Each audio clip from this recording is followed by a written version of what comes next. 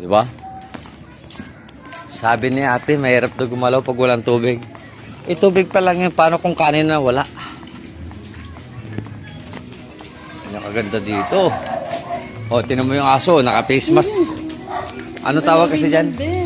Anong tawag dyan, be? Ibig sabihin niya,